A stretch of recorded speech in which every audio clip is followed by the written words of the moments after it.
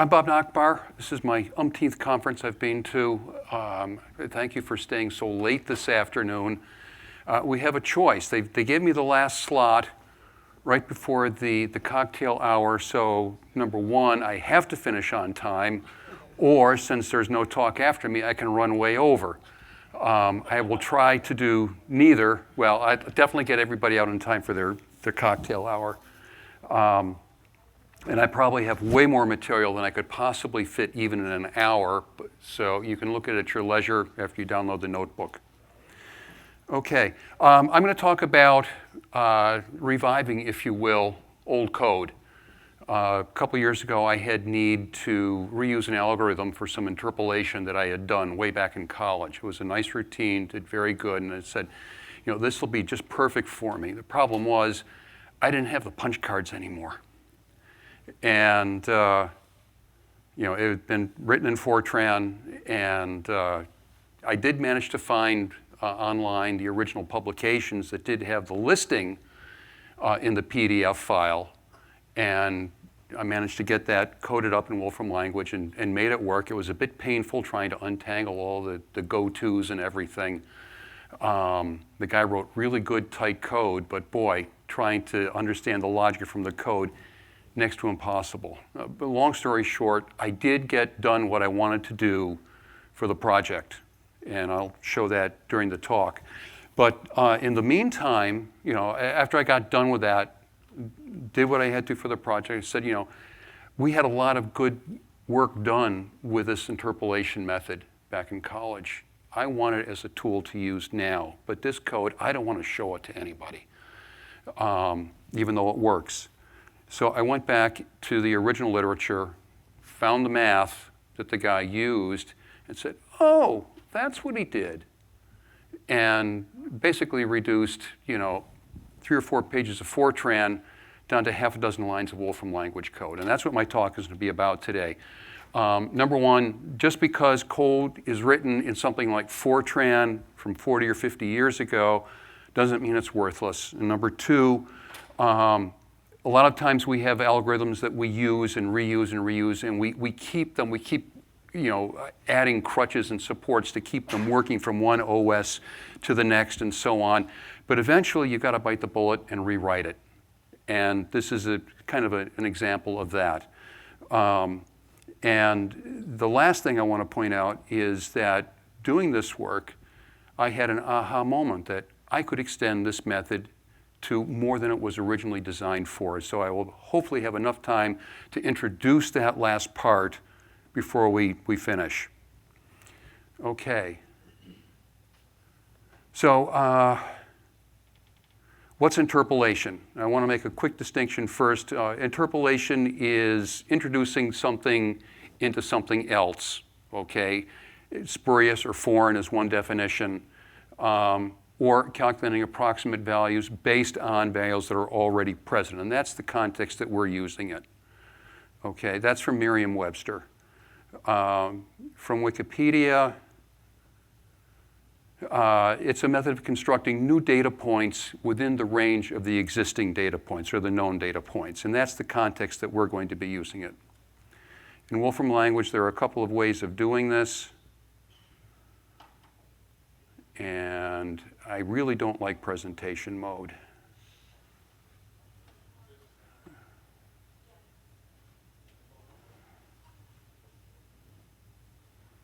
Okay, so for the first example here, we have some data, and we can do simple linear interpolation, which is basically connect the dots. We could do cubic interpolation, which gives us a much smoother profile over the data, still going through each point. We could do a spline interpolation, which is similar, again, going through each of the points, but you get a slightly different curve. Or we could do what's called fitting. And here, again, we're getting close to the points. We don't actually go through any of them. But fitting requires a particular model that is valid over the whole set of your data. Interpolation uses a model that's valid over piecewise segments of your data. Okay. So I'm going to talk about Akima's method. Hiroshi Akima worked in one of the government labs back in the 70s. And he published a couple of algorithms in the communications ACM, and this is where we found them. At the time, we weren't known as hackers, but when you stay up all night at the computer center so you can hack, basically that's what we were. But we would code this stuff up because they were useful, and it was fun, and we had nothing else to do at night. So the smoothness of the interpolation is controlled by the degree that you want to use. So here is, again, just the first order linear interpolation, and it's just connecting the dots. I have a close-up here of this particular region right here. And I'm showing two interpolants. The Hermite method is the default method for interpolation. You can say method goes to spline, and you get a spline fit. The problem about a spline fit is that you often get undershoots and overshoots in your data. So for certain types of applications, that's not so appropriate. We can increase the order of the interpolation and things get smoother, but all of a sudden we're getting some really weird behaviors here. I mean, overall this got smoother and looked nicer, but when we look up close, we see we've got a cusp. Okay, and we can go higher and it gets a little better, but we still have a cusp there. And it's not great. So Chemas method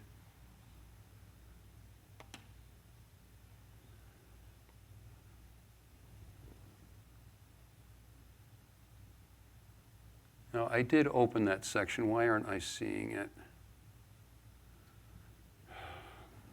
Okay, I'm going to go to scrolling mode.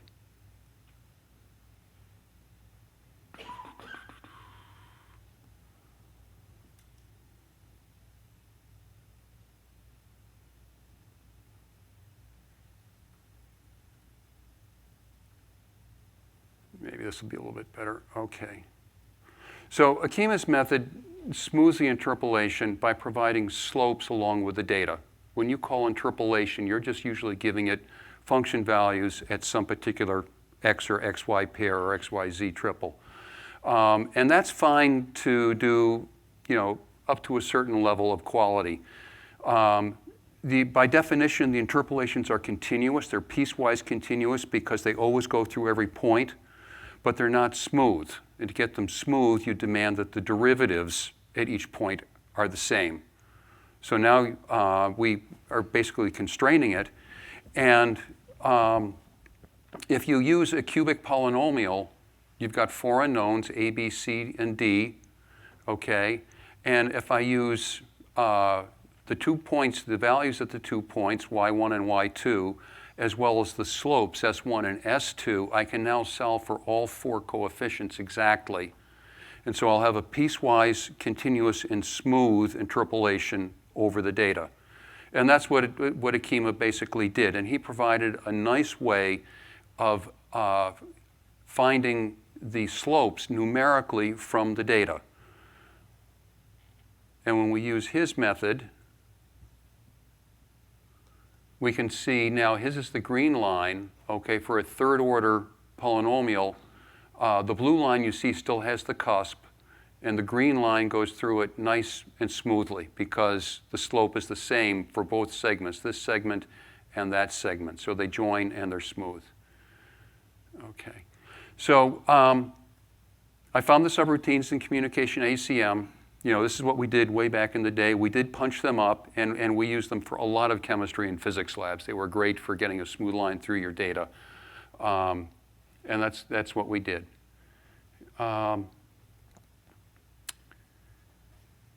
So what I wanted to start with then, since I was quote unquote in a hurry, I started with the Fortran.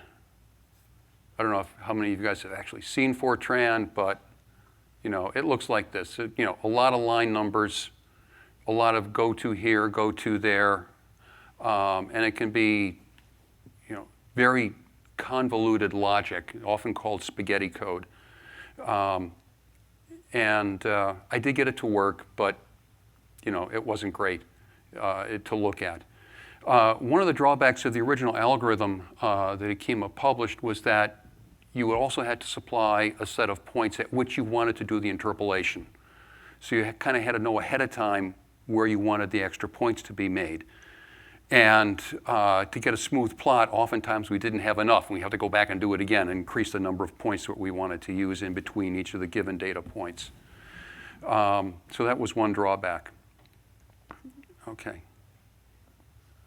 So going back and looking at the math, if you start out, if we want to do, find the right gradient or slope at the middle point here, 0.3, we look at 2 points to the left and 2 points to the right. And Chemas showed that with this relationship here between the points of our data and then some extra points that are computed from these data, we can actually get the slope at 0.3. And that was the key. And all that Fortran can basically be reduced down to these few lines of Wolfram language code. We find the interval slope. So we find the slope here, which is really easy. Okay, it's just a divided difference divided by the delta x. And then we can, from there, we can compute the slopes or the derivatives at each of the data points. And then we just give them to interpolation. Okay, and we provide the original data and the data for the slopes. And that's enough to fit the cubic polynomial exactly and that it's smooth. And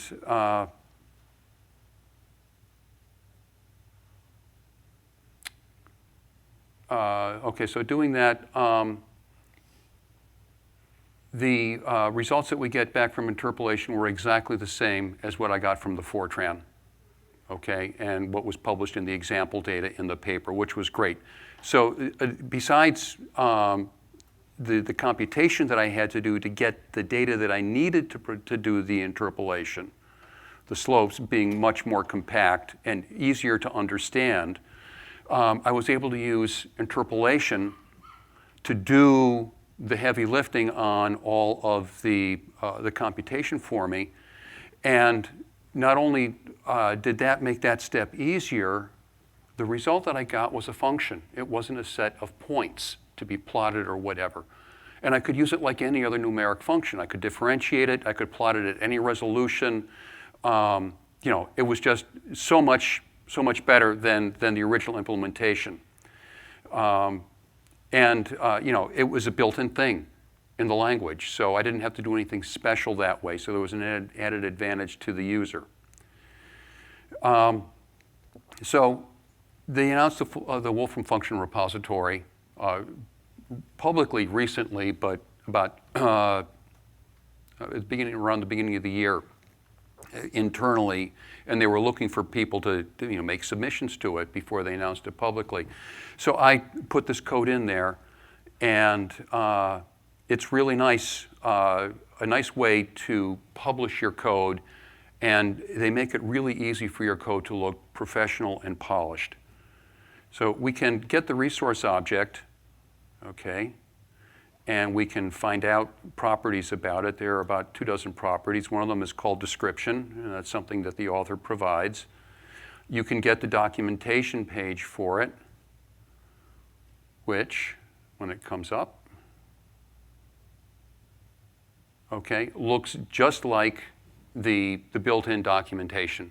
And that's by design, because as Stephen demonstrated last night, when you do the submission, it runs through a bunch of style checks and makes suggestions for you and points out things that should be changed. You've got the details and options section that you can fill in. You can provide all the examples you want, a section for your options, and you know, it all just works very nicely, just like the real built-in code. You can provide extra information about the resources. You can provide unit tests, for example. If you think you know, your code might be extended, you can provide tests for it so that if somebody extends it, they can make sure they don't break something in the original version. So it's just very nice to work with. And then going back to my talk, okay. So to show an example here, I have some data, and I'm going to interpolate it with the Chemas method, with the default interpolation method, and with the spline method. Okay, and let's see. One thing that we want to do is get the resource function object itself. I can refer to the function this way, or I can refer to it this way with the summary box. I kind of like the summary box. It looks a little bit nicer, and so I've copied and pasted that in. You can use it just like sine or cosine or exp or whatever. Okay, so we can do the interpolations, and then we can plot them.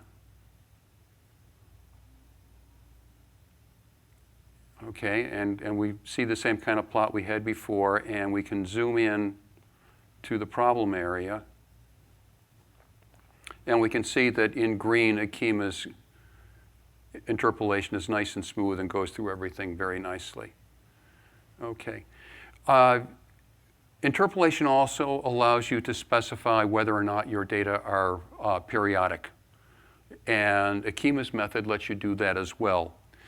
One thing to do that you need to do in preparing the data to do the interpolation is in the figure I showed. To interpolate at point number 3, you needed 2 points before and 2 points after. Well, that's great in the middle of your data, but at the end points, what do you have out there beyond at each end?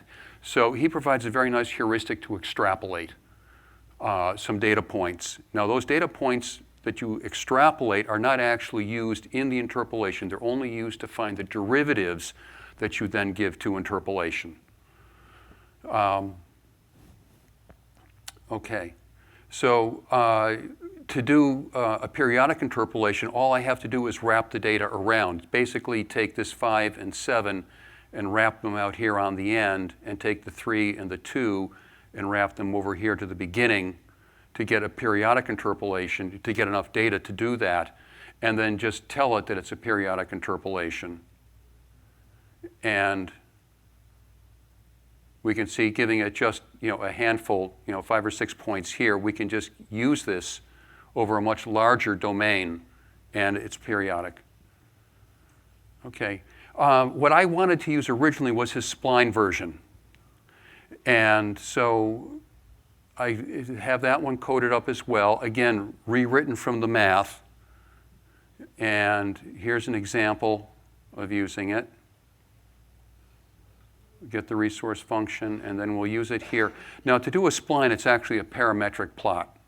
Okay, and he wanted a way to do the interpolation where you could have multiple y values at the same x value. Okay, and you can actually have your line loop all over the place. And so here's an interesting example of that, basically drawing some kind of knot type of set of data. Okay, so the motivation for this talk. I wanted to do something outrageous for the Wolfram Summer School 2 years ago. And so I thought I could use this spline on some nice data, particular set of data, and get a nice image that we could do something with. So working it out, I loaded some data for a graph, and here is the graph, okay? And what I did is I found all cycles of size 6 and drew a spline around them. Okay, so instead of having it connect the dots, I would have over 6 points here a nice smooth curve that would undulate in and out and stuff like that. And in this case, the undulation was what I was after. Okay, so we find all the cycles, and then we make the curves, and we get what I call a braided spiky. Okay? The original points are here, and here, and here, and there, and so on. You can see them where they intersect. And then lastly, what we wanted to do was the outrageous thing, make T-shirts. My daughter, who's moved on from Wolfram, was social media manager, and she was there covering the summer school for that. And we would sit down occasionally at home and work on stuff together. She'd be doing her social media, I'd doing my consulting work, and she would call us Team Nachbar. And so I had the idea, let's make T-shirts for that. Okay, So I got to this point, and I discovered, I realized, looking at the code, that we could do more. And actually, Akima had done more. He had done a surface. Now, this code's not in the repository yet, but I do have it in a package. And let me just quickly show you what it can do. We can read in some 2D data, and I can just make a rough list plot of it here. And we can see what it looks like, okay? It's just a surface, some ridges and valleys and things. And we can interpolate it. There's the usage message for it. Here's the interpolation over 2D. And when we look at it, we can see we have a nice, much smoother plot. Here's the contour plot of it. And it works very well. The implementation, when I rewrote it, is very compact again. And if you look closely at this code and the code from the 1D, you can see that he did X just the way he did the 1D data. Then he did Y by basically doing the same thing but in the Y direction. And then to get the cross derivative XY, he basically used a bilinear form on top of the two one-dimensional derivatives. And this is all in his paper. And I said, we can probably do this in n dimensions. And so, that's my postulate. I don't have a proof for it yet. But I think that we can. And I've done a lot of work toward that end. And number one, I don't have a proof. And hopefully Jonathan and I will be able to get together this week and see if we can come up with a proof that for n-dimensional space, if you take the points of a hypercube in that space and find all of the first derivatives, the bilinear second derivatives, and so on, up to df of w, x, y, z, et cetera, in the denominator, can you always fit a cubic polynomial to that? Now, I've demonstrated numerically that I can do that to any order, but I'd love to have a proof. A demonstration is not a proof. So I did a lot of computational exploration about how could I do this. And as I had said, in the implementation for 2D, we took what we did for the x direction, and then we did the same thing for y. But to do that, we used what was called a conjugation. I took the y data, I did a transpose, did my operation to get the derivatives, and then transpose back. That's the conjugation step. And that way I can use the same code for x on y, but getting things to work the right way. To do this in n-dimensional space, doing all that transposition is a lot of extra work, and the logic gets a little convoluted. It turns out it's much easier to do if you do it with list convolve. And to do that, think about edge detection in images. All they're doing is finding derivatives in the x and y direction where your image intensity changes suddenly. That's your edge. And we're just doing this in n-dimensional space. And so the first thing we need to do is find the edge detecting kernel for the problem. And here's just an example of showing what the kernels would look like for 1, 2, 3, and 4 dimensions. And it's really just doing a difference is what we're going to do. And we just have to nest them the right way to get them to work at the different dimensions that we want to use with list convolve. And so I can make some data here, 4-dimensional data, and get the x values for them. Again, this is just random. Okay, we get the size of the space from the length of the dimensions. We calculate these kernels that we will then use. We get the differences in each of the ordinate directions, the deltas as I call them, so we can use those in the denominators. We have to know which level that we're going to do the convolution at with a particular kernel. And then we just map the list convolve over each of the dimensions, and then we also use another map on that result with the deltas to get the actual divided differences or the interval slopes. And if you look at these here, the original dimension was 4, 3, 5, and 7. And each of these is reduced by 1. I just want to make one more point that to figure out how to do some of the stuff a little bit later on, okay, I made a toy problem here where I'm looking at just symbolically what I'm going to be doing. And to make it a little bit easier to see, I just did it on symbols of the axes rather than trying to look at actual, an n-dimensional tensor. And I can see that I'm doing one first degree derivatives, then second degree derivatives, and then third degree and a fourth degree, and back to third degree and back to second degree, and so on. I'm covering everything, but the order is messy. And so with some additional coding, I'm able to extract the different derivatives of a particular order out, so I can get all the first order derivatives in the order that I know they occur in, all the second. And so now I have the data to give to interpolation in the right order.